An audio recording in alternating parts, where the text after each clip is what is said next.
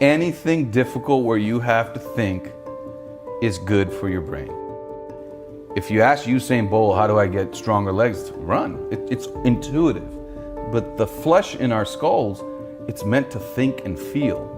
And that is the power of self-growth. And it's a thinking machine, it's a thinking flesh that you actually have to use or to protect itself, because it's an energy hog, right? It's 3 pounds, but uses 20%. If you're not using parts of it, it'll program itself to let those parts of the garden wither. So the diversity of thinking and the depth of thinking, just one level past what you're used to, is the way to keep the whole garden flourishing. And it is a garden in there. There's chemicals, there are things moving, there are different types of brain cells. It's not just neurons. So I always try to give that metaphor analogy, if you will, that it's a garden and you have to irrigate it and stimulate and tend to all the corners, particularly the ones you're starting to neglect. Maybe it's your left hand.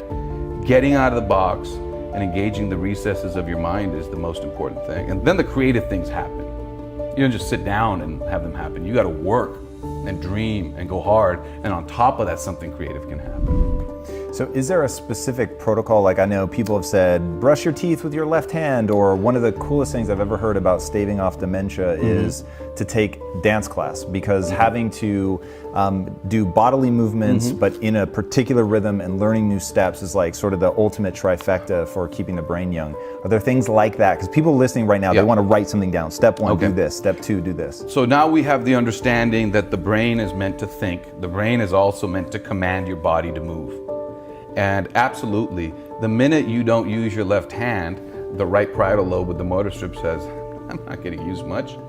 I'll shave down that density of those brain cells a little bit. So that's where movement's important. So simple things like getting the mouse, using the mouse with your left hand and using your phone with your left hand. It's a powerful technique.